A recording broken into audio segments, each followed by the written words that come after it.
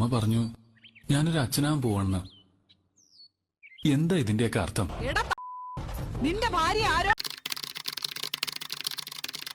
Hello guys, welcome to കാര്യം പറയാലോ FT പൊന്നി.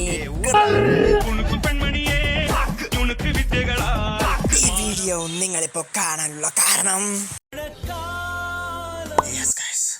അപ്പൊ ഞാൻ ഇങ്ങനെ ഒരു കണ്ടന്റ് വേണമെന്ന് ആലോചിച്ചോണ്ടിരിക്കുന്ന സമയത്ത് ചുമ്മാ ഞാൻ യൂട്യൂബിന്റെ ട്രെൻഡിങ് പേജ് എടുത്ത് നോക്കി.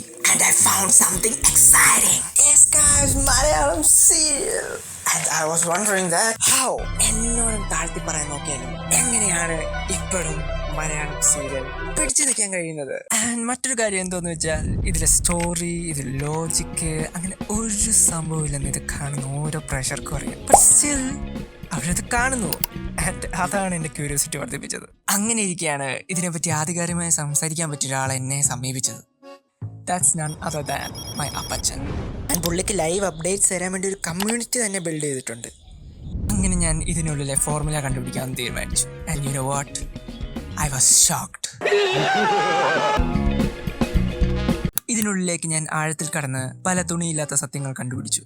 ഏതൊരു സക്സസ്ഫുൾ സീരിയൽ നിങ്ങളെടുത്ത് നോക്കിയാലും അതിൻ്റെ സ്റ്റോറി ലൈൻ വളരെ സിമിലറാണ്. ഒരമ്മ പറ്റവരാതം പോലെ ഒരു കുടുംബത്തെ ചുറ്റിപ്പറ്റിയായിരിക്കും മിക്ക കഥകളും നടക്കുന്നത്. ആൻഡ് ആ കുടുംബത്തിനുള്ളിലെ ചെറിയ ചെറിയ പ്രശ്നങ്ങൾ, ചെറിയ ചെറിയ വഴക്കുകളൊക്കെ ചെന്ന് തീരുന്നത് ഓരോ അപരാധത്തിലാണ്. സ്നേഹമെന്ന രണ്ടക്ഷരമല്ല, മരവും മണ്ണും സ്നേഹിക്കുന്ന പോലെ. ആൻഡ് ഇവയിലെ ഒട്ടുമിക്ക വില്ലന്മാരെ നിങ്ങൾ നോക്കി കഴിഞ്ഞാൽ അവർ ലൈക്ക് ഊണിലും ഉറക്കത്തിലും എല്ലാം ആലോചിച്ചോണ്ടിരിക്കുന്നത് മറ്റവർക്കിട്ട് എങ്ങനെ പണി കൊടുക്കാന്നാണ്. അതായത് അവർക്ക് ലൈക്ക് അവരുടേതായിട്ടൊരു കാര്യം പോലും ഇല്ല, അവരുടെ ലൈഫ് എൻജോയ് ചെയ്യണമെന്നൊരു വിചാരം പോലും ഇല്ല. എങ്ങനെയും മറ്റവർക്കിട്ട് എങ്ങനെയും പണി കൊടുക്കണം, അത് മാത്രമാണ് അവരുടെ വിചാരം. അമ്മ ആരാന്നറിയാത്ത കൊച്ചാരുടെയാണെന്നറിയാത്ത അമ്മ, സ്വന്തം കൊച്ചാണോന്ന് സംശയമുള്ള അപ്പൻ, അപ്പനേക്കാൾ ഇഷ്ടം സ്റ്റെപ്പ് ഡാഡിയെ, മോളെക്കാൾ ഇഷ്ടം സ്റ്റെപ്പ് ഡോട്ടറിനെ. വട്ടുണ്ടോ? അങ്ങനെ നീണ്ടു കിടക്കും നമ്മുടെ list. And to be frank, ഇതൊക്കെ തന്നെയാണ് ഓഡിയൻസിനെ പിടിച്ചിരുത്തുന്നത്. യെസ് ഗൈസ്, അടുത്താണ് മ്യൂസിക്. മ്യൂസിക് ഇല്ലാതെ ഒരു സീരിയൽ ഇല്ല. കാരണം ഏതൊരു സീരിയൽ നിങ്ങൾ എടുത്ത് നോക്കിയാലും അതിന്റെ 80% മ്യൂസിക്കും ബാക്കി 20% മാത്രമായിരിക്കും സ്റ്റോറി. അതുകൊണ്ട് തന്നെ ഡയറക്ടറിന് ഒട്ടും കഷ്ടപ്പെടാതെ 10-12 എപ്പിസോഡ് സുഖമായിട്ട് എടുത്തുവിടാൻ കഴിയുന്നു. ആൻഡ് ഇതിൽ ഏറ്റവും വലിയ ഉപകാരം എന്താന്ന് വെച്ചാൽ, നിങ്ങളിപ്പോൾ സീരിയൽ കാണണമെങ്കിൽ നിങ്ങൾക്ക് തുടർച്ചയായിട്ട് കാണേണ്ട ആവശ്യമില്ല. ഫോർ എക്സാമ്പിൾ, ഞങ്ങളുടെ വീട്ടിൽ തന്നെ അപ്പച്ചൻ ഇപ്പോൾ സീരിയൽ കണ്ടുകൊണ്ടിരിക്കുകയാണെങ്കിൽ ഞാൻ അതിൻ്റെ അടുത്തൂടെ വേറെ വല്ല പണികളും ചെയ്തുകൊണ്ടിരിക്കുകയായിരിക്കും. ബട്ട് ഇടയ്ക്ക് ഞാൻ ഈ സീരിയൽ എങ്ങാനൊന്ന് ശ്രദ്ധിച്ചു പോയി കഴിഞ്ഞാൽ എനിക്ക് എൻ്റെ കഥ മൊത്തം മനസ്സിലാവും. ആൻഡ് നെക്സ്റ്റ് ഡേ ഇങ്ങനെ ഒരു പകുതിക്ക് വെച്ച് ഇടയ്ക്ക് വെച്ച് ഞാൻ കയറി വന്നാൽ അപ്പോഴും എനിക്ക് മനസ്സിലാവുന്നുണ്ട് എന്തുവാ നടക്കുന്നതെന്ന്. നമ്മൾ കണ്ടിന്യൂസ് ആയിട്ട് കുത്തിയിരുന്ന് കാണണമെന്ന് ഒരു നിർബന്ധമില്ല.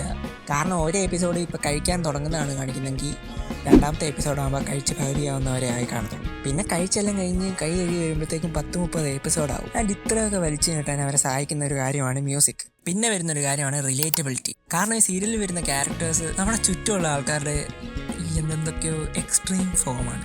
അതെന്താണെന്ന് വെച്ചാൽ നമ്മളും നമ്മുടെ അയൽക്കാരുമായിട്ട് അടിയുണ്ടാകുന്ന സ്വാഭാവികമാണ്. എന്ന് വെച്ചാൽ ആരും അങ്ങോട്ടും ഇങ്ങോട്ടും കൊല്ലാൻ പോകാറില്ല. ബട്ട് സീരിയലിൽ നടക്കും. നമുക്ക് നമ്മുടെ അമ്മമാരെ ഭയങ്കര ഇഷ്ടമാണ്. എന്ന് വെച്ച് കല്യാണം കഴിഞ്ഞ് കട്ടികളോട് ഇരിക്കാതെ അമ്മയോട്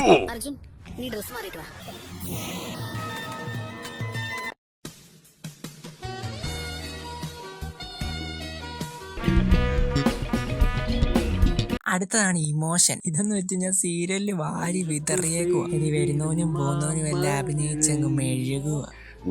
ആൻഡ് ഒരു സ്ട്രേഞ്ച് ഫാക്ട് എന്താന്ന് വെച്ചാൽ, നമ്മൾ ഈ അഭിനയവും ഈ കാണിക്കുന്ന കോപ്രായവും ഒക്കെ കണ്ടിട്ട് നമ്മളോട് തന്നെ ചോദിക്കും ഇതെന്തും. എന്നാലും ഇനി എന്നായിരിക്കും സംഭവിക്കുന്നത്.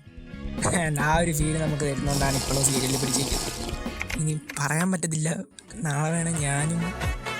അപ്പോൾ ഗൈസ്, ഇതൊക്കെയാണ് എൻ്റെ ഫൈൻഡിങ്സ്.